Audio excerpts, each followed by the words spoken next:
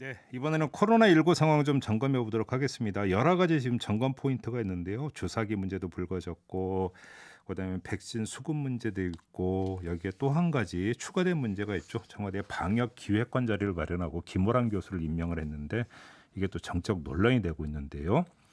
자, 이 문제 모아서 이분께 좀 도움 말씀 들어보도록 하겠습니다. 한림대 강남성심병원 감염내과의 이재갑 교수 전화로 만나보겠습니다. 나와 계시죠, 교수님? 네, 안녕하세요. 네, 안녕하세요. 일단 지금 뭐 그 어제 오늘 가장 크게 논란이 됐던 게 김호란 교수를 방역 기획관으로 임명한 문제인데요. 이거 어떻게 봐야 되는 겁니까?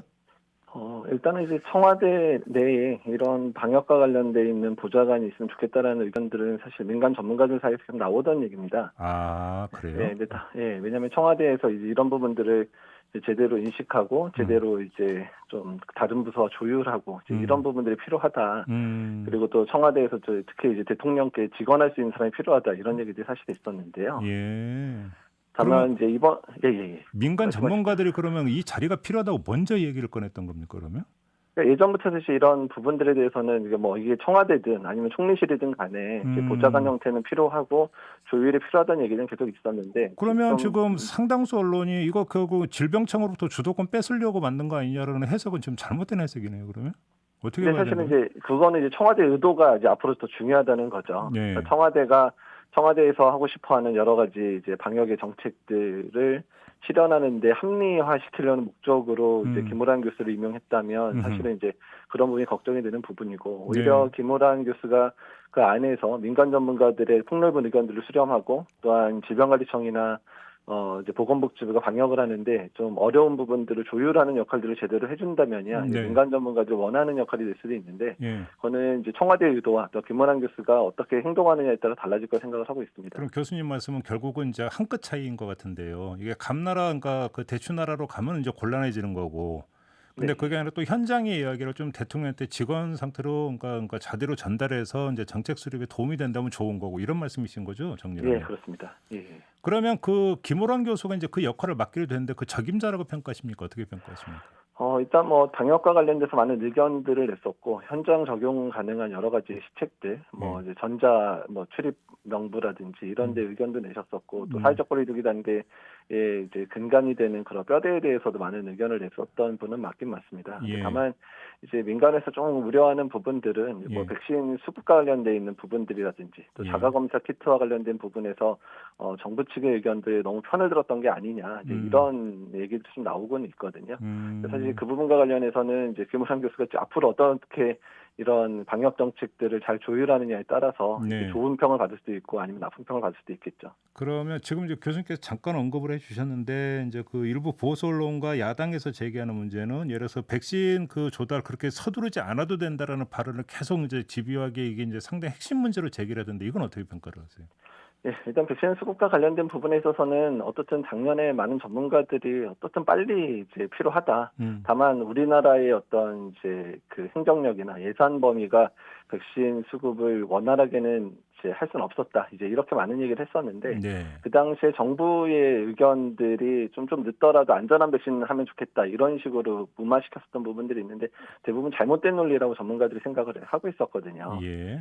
그 부분에 있어서는 일단은 뭐 지금은 뭐 그때 논란을 가지고 어떻게 하고 말고가 아니라 이제 음. 앞으로 어떻게 백신을 수급을 잘해서 국민들에게 잘 맞추느냐가 중요한 부분이니까 음음. 일단 그때 그렇게 했더라도 뭐 지금 생각은 다르실 거 아니에요. 그래서 네. 지금 그 부분에 열심히 해 주신다면 그랬던 발언들에 대해서는 좀 이제 면죄부가 되지 않을까 생각을 하고 있습니다. 예. 그 하여간 정리 차원에서 다시 한번 확인 질문을 드리겠는데요. 이 방역 기획관의 역할과 질병청의 역할이 중첩이 되면서 여기서 갈등과 논란이 벌어질 소지는 어떻게 평가를 하십니까?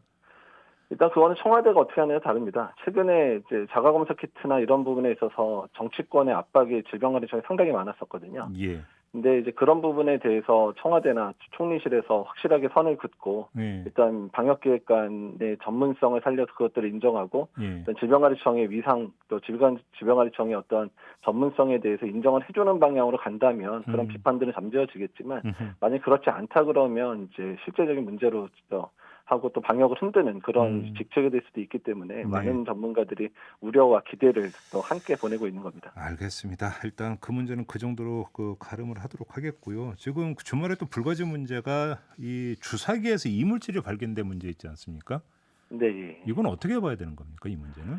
일단 이물질이 발생하는 부분들이 어떤 이제 그 균이나 바이러스에 의한 오염에 의한 부분들하고 아니면 이제 공정상의 문제로 이제 그런 공정상에 들어갈 수 있는 찌꺼기 같은 것들이 남는 문제인데 아마도 이제 찌꺼기가 남은 형태인 것 같기는 합니다. 예, 그래서 그렇다고 하던데요.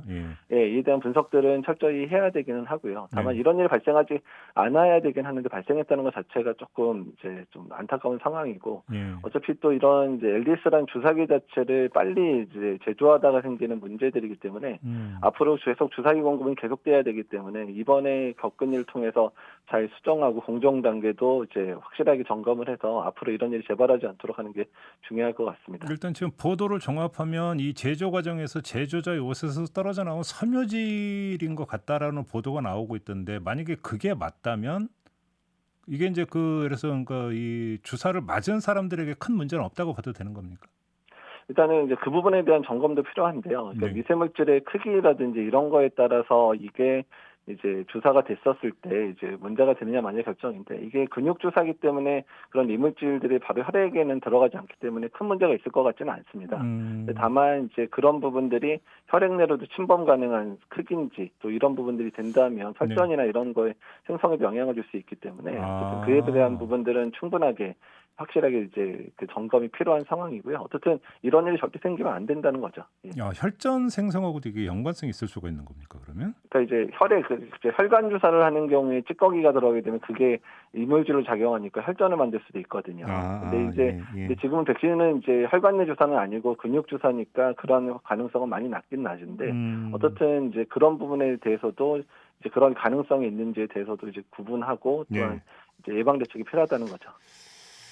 그다음에 이 아스트라제네카 관련 소식이 끊이지를 않는데요. 또 나온 걸 보니까 40대 여성 간호조무사가 아스트라제네카 접종 후에 사지마비 증상이 나타났다는 보도가 있는데 이건 어떻게 봐야 되는 겁니까? 예, 그제 지금 뭐 진단명으로 이제 언론에서 알려진 거는 급성 파종성 뇌척수염으로 좀 알려져 있기는 한데요. 예. 이제 바이러스나 세균 감염 또는 이제 백신 접종 이후에 급성으로 나타나는 이제 마비 증상에 해당되기는 하는데 워낙에 백신과 관련성이 있기 때문에 이제 유주히 하면서 지켜보는 이제 이상 반응 중에 하나입니다. 네. 그래서 일단은 백신과 연관성이 있는지에 대해서는 이제 아마 이제 조사가 시작될 거로 보이고요. 예. 일단 백신에 인해서 뭐 홍역이라든지 이런 백신에서 이미 사례들이 보고가 되고 있거든요. 빈도는 매우 낮지만 그래서 그 부분에 대해서도 이제 그 질병관리청 차원에서 역학조사가 필요한 상황으로 보고 있습니다. 그래요. 일단 이거는 좀 조사 결과를 좀 봐야 되겠네요. 뭐 지금 예단할 수 있는 그런 성질의 문제는 아닌 거죠? 예, 그렇습니다. 예. 또 한 가지 지금 우려되는 건 인도발 이중 변이 바이러스가 국내 유입이 됐다고 하는데 이거는요?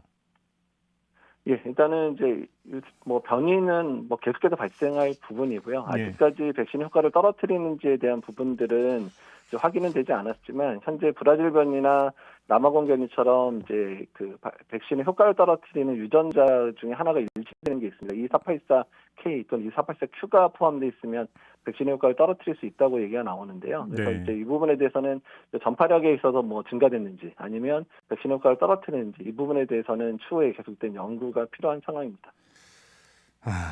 백신 수급 문제가 있는데요. 네. 이러다 보니까 지금 유럽을 비롯한 일부 국가들이 1차 접종과 2차 접종 서로 다른 백신을 맞게 하는 거 교차 접종이라고 부른다면서요. 이걸 추진하고 있다고 그러는데 이걸 우리도 따라갈 수 있는 겁니까? 어떻게 봐야 되는 겁니까?